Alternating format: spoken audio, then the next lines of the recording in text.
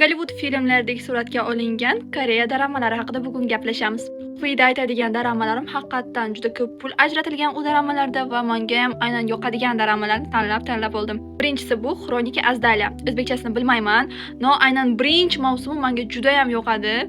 Song Joong Ki qatnashgan fasli. Undan keyin esa ikkinchi fasliga ham aktyorlar almashib boshqa narsa bo'lib ketgan.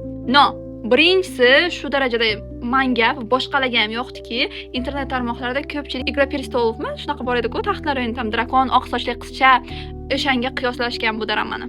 O'shani vibe'ini beradigan darama deyishgan. Ikkinchisi esa men ko'raymi, ko'rmaymi deb axiri ko'rgan va oldinroq ko'rmaganimga pushaymon bo'lgan darama Mr. Sunshine. Juda ham yig'lab oxirida ko'rganman, yoqqan. Uchinchisi esa buni menimcha hamma ko'rgan va bu Jonajon uy. Uchala fasli ham menga juda ham yoqadi. Men prям kun sanab kutganman har bitta faslining chiqishini.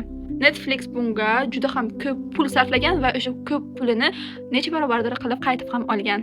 To'rtinchisi esa bu zombilar qirolligi. Bu juda ham noodatiy bo'lgan, chunki zombilarni biz odatda kelajakdagi hozirgi zamonaviy dunyoda ko'rishga o'rganib qolganmiz, ammo bu tarixiy daramada aynan zombilarning kelib chiqishi, zombilarning tarqalishi va aynan Shahzoda zombilarga qarshi kurashish haqida. Bu o'zi kichkina ikkita fasldan iborat. Men lekin juda ham xohlardim yana davomini chiqarishlarini, chunki juda ham qiziq. Va beshinchisi esa bu barchamiz ko'rgan o'sha Darbadar ruh daramasi. Men bunaqa darama haligacha qaytib ko'rganim yo'q. Men ko'rmasam ham kerak, chunki bunaqa vibe'ni beradigan, bunaqa сказочный vibe beradigan yagona darama va bunga ham Netflix juda ham katta pul sarflagan va pulini bir necha barobar qaytarib olgan, bir necha barobar foyda qilib.